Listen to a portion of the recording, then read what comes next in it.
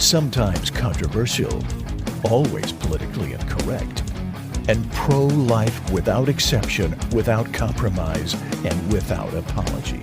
It's the Pro-Life America podcast with your hosts, Sarah Waits and the president of Life Dynamics, Mark Crutcher.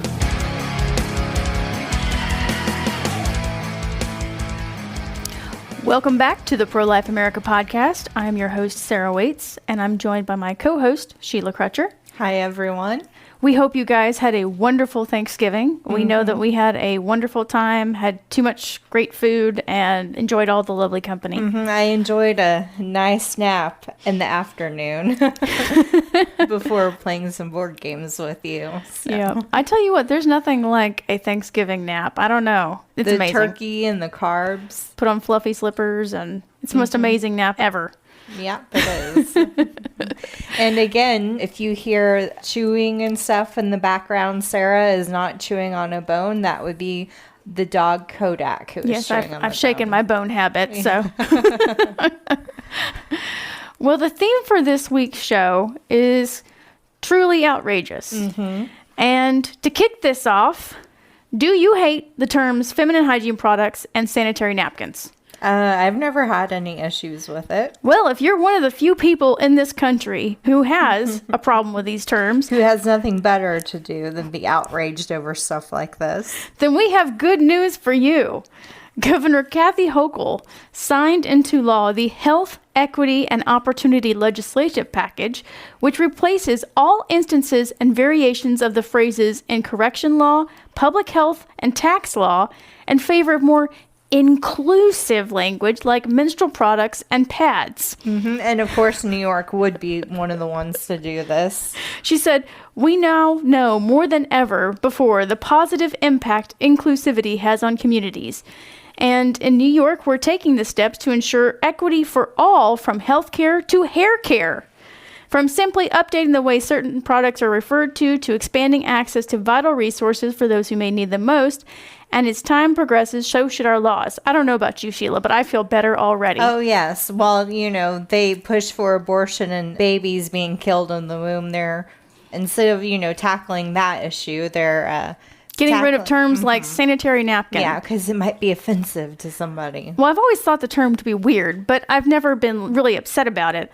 But according to State Senator Roxanne Persaud, she said that the bill to update the state's language when it comes to menstrual products will help lift the stigma surrounding menstruation. I didn't know that there was a stigma, but apparently there is. It's ongoing. And it will aid in New York's mission toward menstrual equity. Now, do you know what menstrual equity is? I don't even think she knows what menstrual equity is. But again, it's language manipulation with these people, just like in our abortion distortion video series, like the language manipulation ones. These people just try to manipulate language in order to fit their agenda, even though it's not true at all or scientifically accurate. You didn't know that there was a problem for menstrual equity, Sheila, but they're solving it. Oh, well, good. I'm glad. It's no wonder why some people on the left are so mad, because they act like there's this huge stigma and the problem of menstrual equity that they have to solve. These people just come up with problems instead of focusing on real ones. I guess a positive note on this is it does require free menstrual products to be provided to students in private, middle, and high schools. But considering the budgeting for this and that it's New York, it's probably one of those pads that if you got it for free, you still paid too much. Yeah, it's probably just going to be like a thin piece of paper. And those vending machines in bathroom that say sanitary napkins, 25 cents, I mean, those are probably better. Right. As the outrageous news train continues, this next article was brought to our attention by our friends at Operation Rescue. So apparently, at the University of Tennessee, the University of Tennessee Women's Coordinating Council, which is a student organization, hosted a abortion pill training events for students last October. The event was led by Maxine Carwile, a former employee of Planned Parenthood. So all these college students are being taught how to use abortion pills unsupervised in order to kill children in the womb. That sounds like a great idea. By a former employee of Planned Parenthood. Now, it does not say whether or not she has any medical training or not. Right. But I'm going to play just a couple of short clips from all of her wisdom that she had to dispense. Yeah. So this is the first clip. The most important thing on earth is if somebody ever does end their own pregnancy or help someone end their own pregnancy, they need to keep their mouth absolutely, completely shut and trust no one, basically. So if you couldn't understand what she said basically, anyone who has an abortion or helps someone have an abortion, keep your mouth shut. Don't tell anybody. Right. That's terrible advice because there's going to be a complication and someone's going to end up dying because they were told not to trust medical professionals and to keep their mouth shut. Yeah, that's a good question. So what about medical professionals? Well, this guru from Planned Parenthood has all the answers, and this is what Maxine Carwile has to say. So medical professionals, above all else, should not be confided in. I'm going to say this probably 50 times in the next hour because it's the most important point. Medication abortion via pills shows up exactly the same as a miscarriage. The course of treatment for any sort of complications is exactly the same as a miscarriage. So the most important thing for anyone to know is to say over and over again to any medical professionals, family, friends, anyone at all, I am having a miscarriage. I have a miscarriage over and over and over again. And it's also why talking about abortion pills is so important because this is not like the days prior to Roe v. Wade where the only options were a lot more harmful, like coat hangers or bleach or knitting needles. We have abortion pills that are super accessible and cheap if not free, and ordering online is a beautiful miracle. We have a medically safe way for people on their own to end their pregnancy. So A beautiful miracle. And she's telling the students to keep their mouths shut and not trust the medical professionals because Tennessee is a pretty conservative state and they try passing abortion restrictions and stuff. And so she's trying to persuade the students. Circumventing laws. Exactly. Because abortion pills are kind of a gray area in the law at the moment. Right. And as we talked about, a number of these states are going to be addressing that one way or the other in the coming months and years. But for her to say, do not tell medical professionals that it just shows up like a miscarriage. It's the same as a miscarriage. As we've covered on this show before, especially episode 87, and I will put the link in the description for you to go listen to that. Pills can be purchased online, yes, from reputable as well as very sketchy suppliers. Right. Especially when you're talking about trying to circumvent state laws and the ways that the places you get that if you're living in a state that has banned abortion or banned chemical abortions. And as for it being safe, there are health risks. Oh, yeah. They downplay it and they say, oh, it's just about as dangerous as penicillin or Tylenol. But, I mean, that's comparing apples and oranges. And the big things that you have to worry about for complications are retained fetal tissue, which can lead to infections and sepsis. Even death, and pre-existing conditions such as ectopic pregnancy. Ectopic pregnancy is a huge, huge red flag. The manufacturers of these medications tell you not to take them if you have an ectopic pregnancy. And the only way you can detect an ectopic pregnancy is if you get a sonogram. right. And all of these complications and risk and stuff happen while being supervised by medical professionals. And so what's going to happen when these young females are taking them on their own unsupervised? Oh, absolutely. And now they're also being told by this chick, whatever her name is, I forgot. I don't even care. Maxine Carwile. I don't even care who she is. She's, but this chick is telling them to keep their mouths shut. And so it's obvious that they don't care about women. They just want to keep on pushing abortion. Because if they truly cared about them, they would say do it in a supervised manner with medical professionals. Because even though it's not safe. Medical professionals have stressed the need for blood, the normal blood test and that sort of thing, and ultrasounds. Even if you're getting a chemical or medication abortion, they still recommend those things. And there's an article which they studied the adverse events reports, which means anytime something comes through the hospital and it's coded, between 2000 and 2016. 73 of the reports were classified as severe, 20% were life-threatening, and 0.75% resulted in death. Now, true, the 0.75 resulting in death is a small number, but that doesn't mean that there couldn't have potentially been more, because there are people who went to the hospital, and that's not to downplay those people who died. And you said 73. That was 73%. And 73%, yeah. And remember that these studies and stuff, they don't fully have the true scope because a bunch of it goes unreported. Oh, yeah, absolutely. But I'll have a couple of links to just some stuff that I've found just casually when getting some of the information here, because I always like to have links and stuff for you showing that what I'm telling you is just not made out of whole cloth. But if you go online and spend time for it, I mean, despite the countless CNN articles, you will find reputable studies on this kind of stuff, and they will tell you over and over again that retained fetal tissue is a big problem and is one of the big causes of death. And also, if you go online on forums and stuff, you can just see people self-reporting issues that they've had and not even being included in these studies. But telling people to not talk to doctors is dangerous. Medical professionals always insist on you being upfront and honest, because if you don't tell them something, it can complicate or delay treatment. And that's a big red flag. If you're, a so-called medical professional or, person like this chick tells you not to talk to a doctor and just do it on your own, that is a big red flag. I would wager a guess that she is not a medical professional. Yeah, brings up a lot of questions. Speaking of which, this article just came out. Let me say that it's not a confirmed 100% story. Yes. But it wouldn't be surprising if true, because stuff like this has come out in the past. But apparently, media organizations had filed an application in August for the search warrant for Donald Trump's Twitter account, which is now X, that they wanted to make public.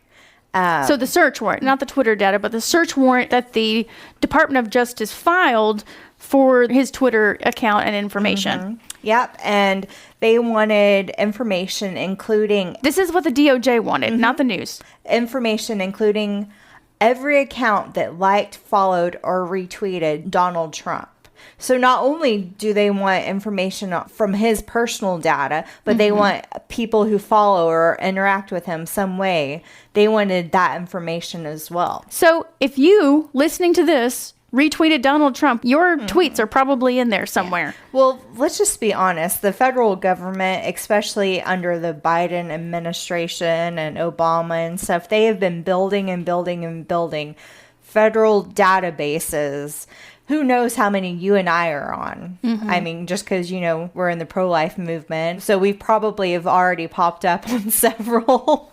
But this battle between Twitter and the Department of Justice has brought up some interesting questions on legality, especially when you're talking about, okay, well, we need information on all the accounts that ever liked, followed, or favorited Donald Trump's tweets. Right. And the reason why we think that this has some credibility is that the New York Times revealed last September that prosecutors who were charging Donald Trump with criminal conspiracy, they had obtained 32 private messages from his Twitter account. Right. And the content of those messages has not been disclosed, but it was only a small fraction of the larger body of data that Twitter was forced to turn over under the terms of the warrant. Right. So it would not surprise me that this has been included.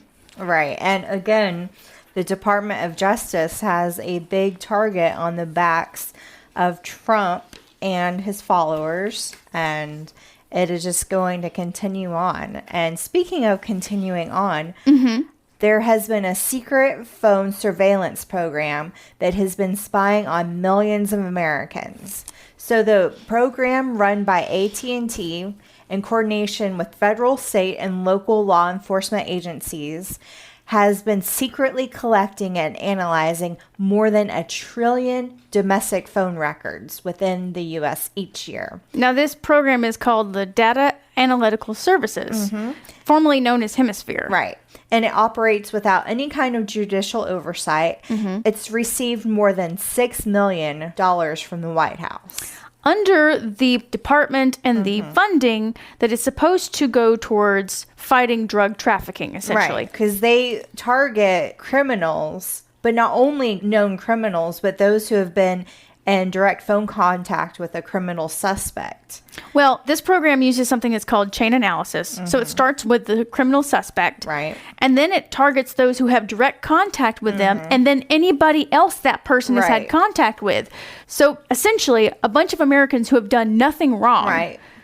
are sucked into this program because of how it works. They're using an excuse and casting a wide net for surveillance on lots and lots of victims who shouldn't be surveyed at all. Well, and let's clarify, they're not recording the phone calls. Right. What these records include is phone numbers, dates, times, phone call durations, and locations of the Right. calls, as well as names and addresses of the people. So when I saw this article, at first I was like, wait a minute. But then I started to read on this, and I'm sure it has some practical applications, but operating without any judicial oversight and the way that they just bulk collect this information, Right. I think violates the Fourth Amendment. And plus, the federal government, the state government, and local agencies have been using this information. Well, I think the thing that proves that AT&T's own people know that this is sketchy, when I was reading the Wired article about this, it said internal records concerning the program's secrecy that were obtained by the newspaper at the time show that law enforcement had been long instructed to, quote, never refer to hemisphere in any official document. Right. And so they obviously have Unquote. wanted to be covering up this program as much as possible because, people are going to be outraged over it if they knew about it, and rightly so. Yeah, and there's been several attempts to get rid of this program. However, it's been able to stay going on because AT&T claims that the phone records are owned by AT&T, not by the government, and that the program is protected by trade secrets and law enforcement privileges. So, Well, as pro-lifers, we're used to have a watchful eye put on us by the federal government. and in fact, you and I have joked because we figure we probably have landed on some sort of list at some Right. point. And I've always joked that I really feel bad for the agents that have to monitor our phone calls and spy on us because we're so boring. Yeah, We're so insanely boring. Yeah, well, Life Dynamics, we know for sure Life Dynamics has had its mail opened up before, has had phone taps. And so the American people would be outraged over this story, but for pro-lifers and those in the pro-life movement, it's just another day, unfortunately. Everything that's going on is outrageous, but I want people to imagine what this country would look like if there had been no pro-life movement, if people didn't continue trying to defend the unborn. Or people never had started. Yeah. And this brings up from the mouth of Mark for this episode. This comes from the book Siege, and this is the quote. There would be Planned Parenthood abortion franchises in malls all across the country. Abortion pills would be hanging in bubble packs at convenience store checkout counters, and school nurses would be handing them out like free lollipops. Every hospital would have an abortion ward, and more. This list goes on, and naturally, some people would call it preposterous to suggest that these things could happen in America. But 50 years ago, it would have been equally preposterous to predict that one day we would have for-profit abortion clinics with toll-free numbers and credit card decals on their front doors. Yeah, absolutely. And, Mark would talk about abortion pills being in bubble packs at the convenience store. And besides the fact that that sounded kind of old-fashioned, I always thought, I don't know, maybe that's a bit loony. But as we've talked about in this episode, which I have the link in the description, we're talking about abortion pills and Plan B. Plan B is now in literal vending machines on college campuses. Right. When you go into the pharmacy and you want some kind of cold medicine or something, you have to go talk to the pharmacist and they have to get it down for you. But Plan B is just right there for anybody to take it. Absolutely. So if there's something you think that is completely outrageous that we missed, we encourage you to submit it as a show suggestion. If you go to lifedynamics.com/podcast, we have a page on our website dedicated to the podcast with a form where you can submit your show suggestions. And I encourage everybody who listens to either be on Spotify or our website or go on our website and respond to the poll or Q&A question for this week. I haven't figured out what it's going to be, but there will be one. So get out there, share your opinion. And continue watching the abortion distortion videos. And Absolutely. There'll be some new videos this week. And of course, we have the transcripts that have just been released. So if you want to use them on Twitter to annoy pro-choicers, or if you have a blog post or something that you want to insert the quotes and stuff from, absolutely download that PDF. The PDF is free and it's there for you to use. Exactly. And again, Life Dynamics is not here to put up a good fight. We're here to win. Because winning is how the killing stops. You almost took my line. Yeah. Thank you for joining us, guys.